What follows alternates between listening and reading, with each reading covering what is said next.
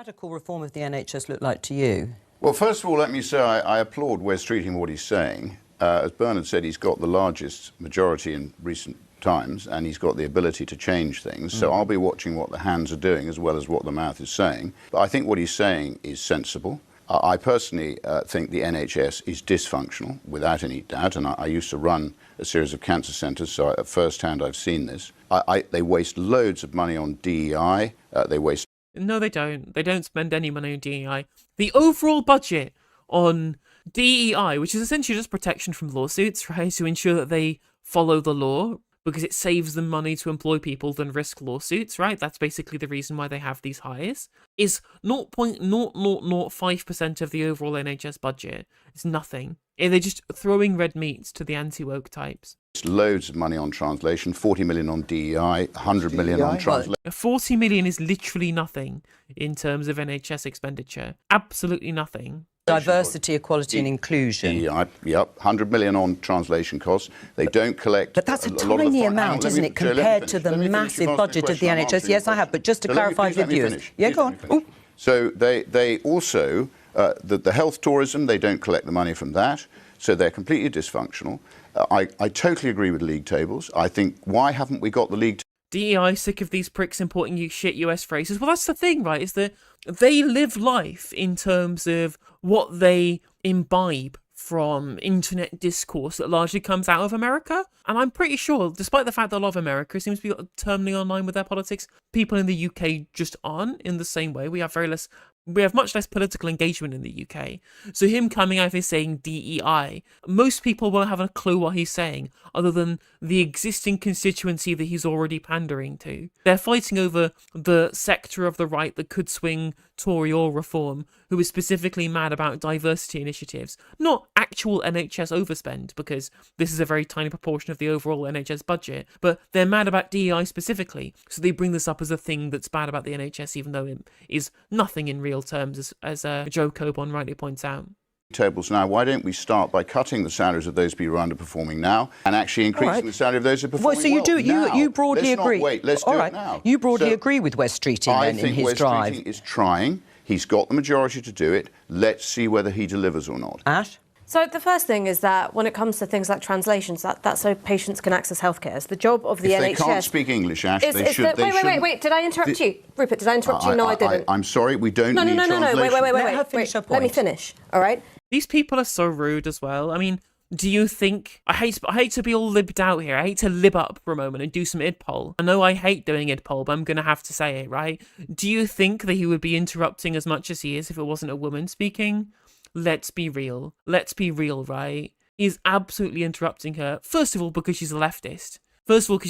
And he believes that her beliefs aren't worth listening to. And second of all, it's because she's a woman. Let's be real here. The NHS exists to provide the best possible care to patients. Now, some of those patients will feel more comfortable speaking in their native language. I don't care. Right? I have no interest in that. Well, fine. Yeah, but that's because you're a massive wanker. It's because you're a gigantic piece of shit, Rupert. 100 million, again, like 0.001% of the annual NHS budget being spent to ensure that people who prefer to speak in their native language, or people who are coming to use the NHS as non-citizens, people who are here on holiday, for example, who don't speak English very well, they're going to need to use the NHS, they're going to need a translator. It's very difficult for somebody who might even have a reasonable level of conversational proficiency in English, speaking to a medical professional about, I don't know, what's happening with their lymphatic system, say.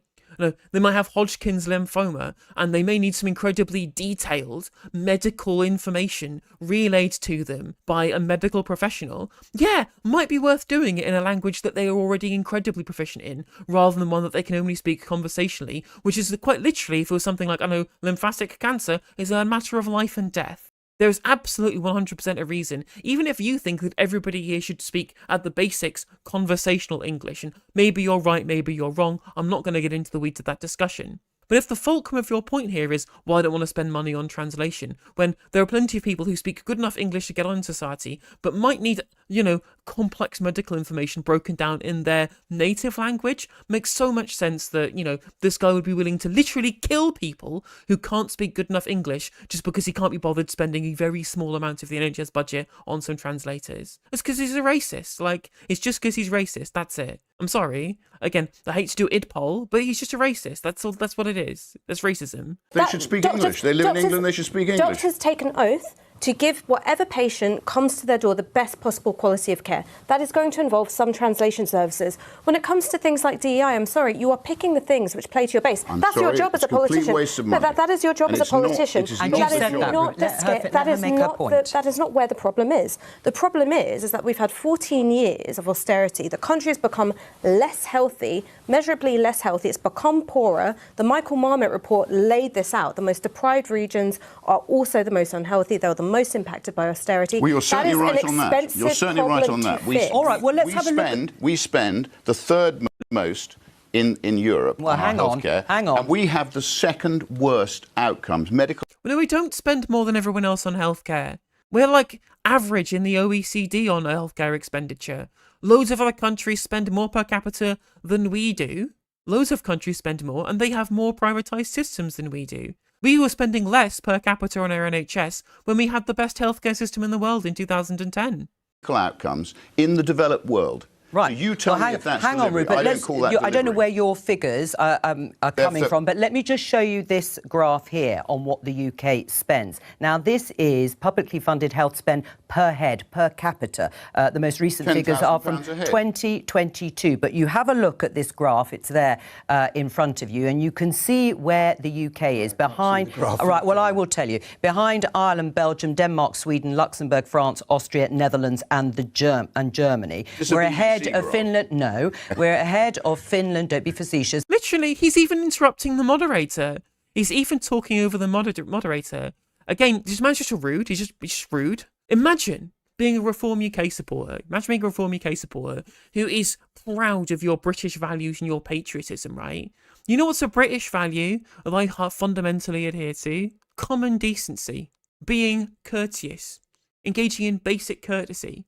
And not rudely interrupting everybody who disagrees with you. I think that's common courtesy, and that's been a long part of British tradition for a very, very long time. So anybody who wants to claim to be a patriot who supports Reform UK, who supports these rude wankers, I'm sorry, mate. Maybe you just don't have the British values that I have. Italy, Spain, Portugal and Greece. So when it comes to spending, we are 2/3 of the way down. You said, Rachel, that you have just put, which is absolutely true, the government has just put another £22 billion. Do we need to spend more than that in order to improve per capita spending compared to other like European countries? Well, we promised that we were going to invest in the NHS. Gone are the days of austerity. We have to make the steps that we can afford at the time that we can afford them. And the main thrust behind our budget was to deliver growth. Yeah. And only by delivering growth in the economy will we have extra funds for the NHS. Yes, and for our but Rachel, we've seen the figures for growth, and they look pretty anemic over the next 5 years or so. So again, the money was supposed to come after the reform, so Keir Starmer said during the election campaign. Why is the money going in first? It isn't. The money is going in the next financial year. That's going in April, and the reforms are starting now. I know it's funny that they're having to essentially buy into this stupid narrative. No, put more money in now. It's a pro-growth measure. Again, it's exactly what I said before. It's like trying to expect a plant to grow before you start watering it. The biggest impact on growth in our economy in the current year is people who are busy off sick, that they can't work and be productive. How else do you fix that other than funding the NHS to get these people back to work and reduce waiting lists? Has announced those reforms now, and they are starting immediately. Right. And the money is going in the next financial year. Well, so there you go. The money is coming in after reforms have started. Well, I think you made the point yourself, Joe, that the money's been allocated before the... I repeat, you know, just creating a punishment and reward system for hospital chief executives is not reform. I mean, you know, that's been tried before. What the real fundamental problem in the health service is it's a very bad system for efficiently allocating resources, and it's become very unproductive. Since COVID, the productivity of the health service has not recovered. And that's not just about the management, it's about what the incentives are in the system. And I say incentives in the broadest sense. You know, what are people valued for in the health service? And there's a lot of people who work incredibly hard in the health service to deliver healthcare at the front line. They don't feel they're supported by this system. And we've really got to think about very, very deeply about, you remark, I don't know the basis of your graph, whether that includes private insurance systems in other countries. No, this is the publicly funded health spend per I don't head. know the basis of your graph, but the point is, You've just been told that it's public spending. we need to find ways of making sure that resources are allocated more efficiently, and that creates the right incentives for people to want to maximise the value for money in the NHS. Well, so what are you implying then, the value? Because, of course, in Sweden, France and Germany, you broadly pay to see a GP. I'll tell you exactly what I mean. Yeah. Like, we have far more sessions in operating theatres than is happening at the moment. We have far more... we don't have consultants sitting around waiting for patients because there is capacity in the health service to do a great deal more than we're doing at the moment, and that's what we need to do. Very, very quickly on this point, I don't disagree with you that there is money which is poorly spent in the NHS. I think a lot of that money that's poorly spent happens through outsourcing. So in 2022, you had £83 million being spent on these big outsourcing firms like Deloitte, like Sarkar, so on and so forth, many of which had absolutely stuffed up the failed test and trace scheme. So if you want to look at where failure is being rewarded, often it's through outsourcing to the private sector. I don't think that it's all to do with the NHS being this big behemoth. And on top of that as well, they have worse healthcare outcomes. The more private provision we see in the NHS, the more private subcontracting, the bigger the rate that we see of people losing their lives because of healthcare failure, right? People die because of outsourcing. The statistics show that this is true, that we increase the level of mortality in our patients the more we outsource the private sector, because of course they do not have an incentive to provide good care, they have an incentive to make money, because that's what private sector provision is all about, making money, not saving lives. That is, the human capital is not what is relevant, it is a negative externality to the market transaction of them generating value for shareholders. And it's also extra inefficient, as Ash points out there, because on top of paying for all of the service provision, we're also paying to remunerate the shareholders of the private companies. Like, if you want to maximise efficiency in the way we spend our money in the NHS, get rid of the private healthcare contractors, because we're spending money on beefing up their shareholders and their CEOs and their actual managers who do nothing, their actual directors, when we could be spending money on internal management in the NHS to maximise the way in which our functions are performed, to make them better at running. I appreciate you want to take the health service back to the 1970s, but there's been a great deal of efficiency delivered through. I was born in 1992. I mean, like, this is completely ridiculous. This ideological view that was certainly not supported. It's not ideological. The numbers are there. It was not supported by. I mean, it is ideological, but because all politics is ideological, the outcomes, the pragmatic outcomes you want to achieve with your healthcare system are always going to be informed by the ideology that you have. Your overall goal of what you want to reach with your healthcare service is going to have an ideological nature towards it. You know, like, it's just nonsense to say it's always ideological, right? No, well, we want the healthcare service to be good, and the data shows that the extra private healthcare provision makes it worse. More people die. Like, your healthcare service, the one thing that you should be judging your healthcare service on, the single metric that should judge the success or failure of your healthcare system is how many patients die. Surely, how many lives you save. And we know that the stats show that the increase in private healthcare provision makes that metric worse. So it stands to reason that you want to reduce that. Because, of course, the ideological value that these people place is, how can I gain my pound of flesh? How can I get my pound of flesh out of the healthcare sector? By the last Labour government, and I don't think it'll be supported by this government. And actually, Bernard, working with the private sector is not the answer. Working with the private sector is a way of delivering much greater efficiency, which is why the health service. The private sector doesn't get punished for its failures; it gets rewarded with more government contracts. That's right. Well, hang on. Let me put to Rupert about. There was a radical idea. Well, hang on. Let's have that there was a radical idea proposed by Reform UK's leader Nigel Farage during the campaign, and that was to have a social insurance model of funding that people would have to pay into. Do you agree with him? Well, I personally think that the NHS is broken. So I think the foundations of the NHS, as Bernard said, is dysfunctional. I've seen it at the first hand. And if you talk to most people in my constituency, they're not should the getting funding cancer model treatment. change then to deal with it? It's broken because the frontline people who are fantastic. Again, what you're going to see here is the plausible deniability. Again, so much for Reform UK being different from the other politicians, from being straight talkers and being straight shooters and saying what they really mean. No, he gets asked a direct question. Do you think we should change to a social insurance model? We know Nigel Farage believes this. At least he is a straight shooter about this. We know he believes it. But of course, now that they're a legitimate political party, quote unquote, not a limited company, of course, legitimate political party, they're going to plausibly deny that they want a social insurance model rather than the beverage model, and say, well, the current model is broken, we're going to have to look at potential changes. There's some level to which that this is just it's non-functioning. The frontline staff are excellent, but they're being let down by the NHS. So does that mean you want a social insurance model? Well, we need to look at other alternatives. No. Yes or no? Answer the fucking question. Are basically crowded out by far too many administrators. It's far too political. There's not far too many administrators. Thank you, Ben, in chat, for pointing this out earlier. From the Darcy report, very specifically, we are an undermanaged healthcare system. We need more managers. There are plenty of instances of managers actually increasing the level of output in the NHS. In terms of managers per capita, within our healthcare system, we are lower than the OECD average. We undermanage our healthcare system, if you can imagine such a thing.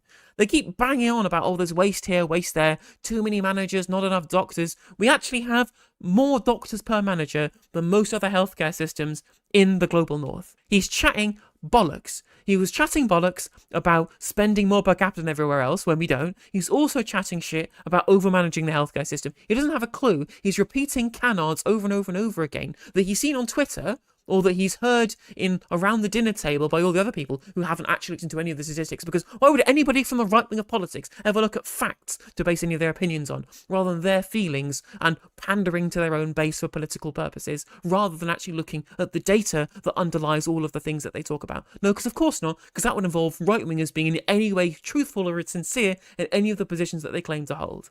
It's basically, it calls itself free. It's not free. Everybody pays a fortune in national insurance, and most people are now paying for their own medical care because they can't get an operation on the NHS. But my question to you is, should the funding model change? It's a fraud. Right. Arguably, it's a fraud. And answer my question. Should the funding model change, which is what was suggested by Nigel Farage? Wes Streeting's telling us he's going Again, 4 times he's been asked the question, still hasn't answered. to solve it.